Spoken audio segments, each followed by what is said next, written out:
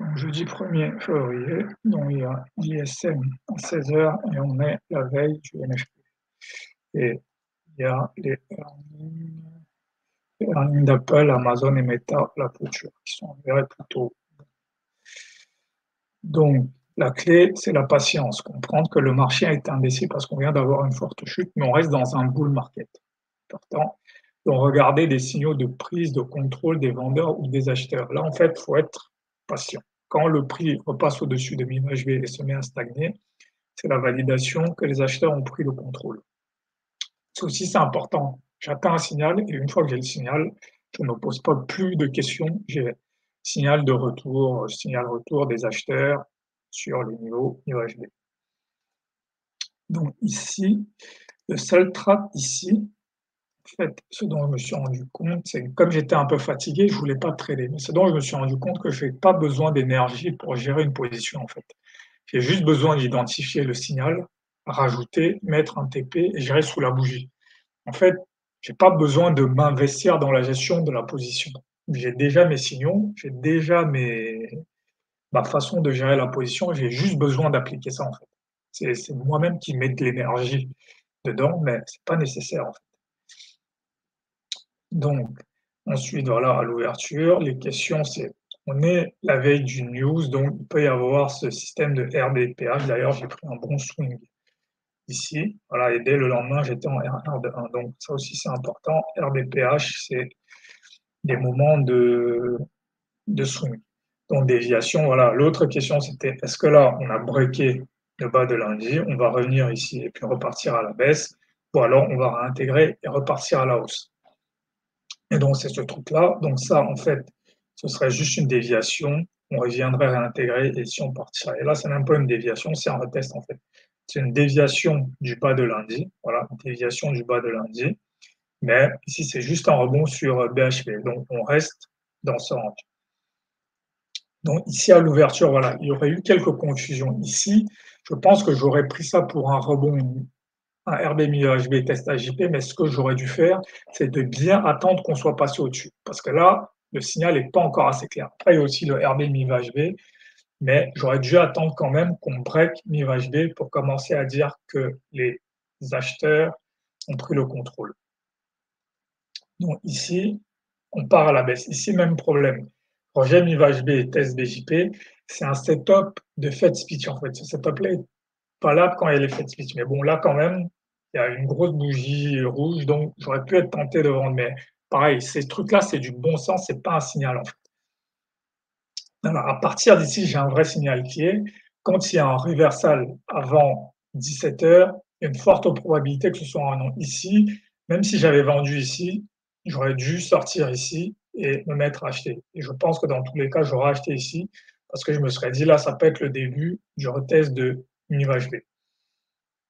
Donc voilà, ici. Ici, pareil, j'aurais été tenté d'acheter, mais j'ai patienté. Je me suis dit, je vais peut-être rentrer sur le reversal. Donc voilà, ça continue. Voilà. Et là, ici, voilà, ça, c'est ce que, voilà, si j'étais rentré, par exemple, sur ce rebond MIVHB à 18 h, voilà, qu'est-ce que je vois? On se met à stagner ici. C'est en fait la même chose, exactement la même chose qui se produit ici.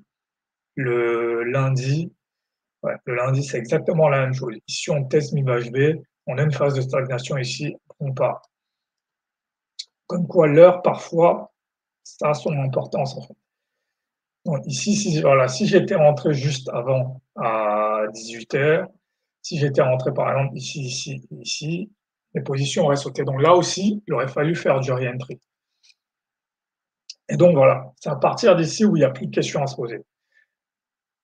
On est descendu ici, on est remonté, MIVHB devient support. En plus, c'est un RB50. À partir d'ici, j'aurais dû acheter ici.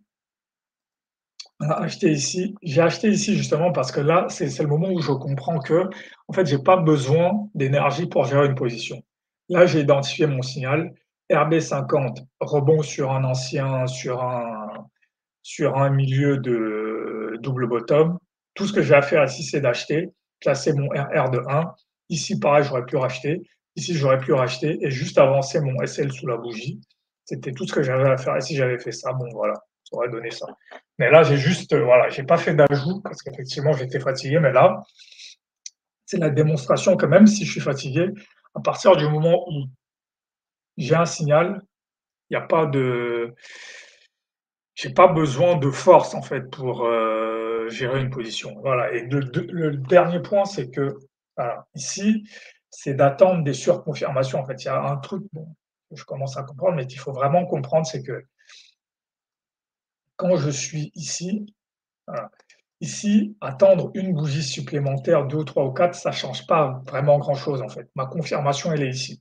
Le prix est monté, il est revenu dès qu'il a testé ce niveau, dès qu'il a testé l'ancien milieu de double, bottom, il est reparti à la hausse. À partir de là, c'est tout ce qu'il faut en fait.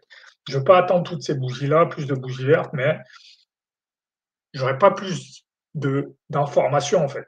Voilà, c'est vraiment comprendre ce fonctionnement probabiliste de se dire une fois que mon signal est là, je ne veux pas attendre plus de bougies, mais les bougies ne me confirment rien de plus en fait. C'est juste moi qui ai besoin de me rassurer, mais à partir d'ici, le signal était aussi clair que sur le reste des bougies en fait.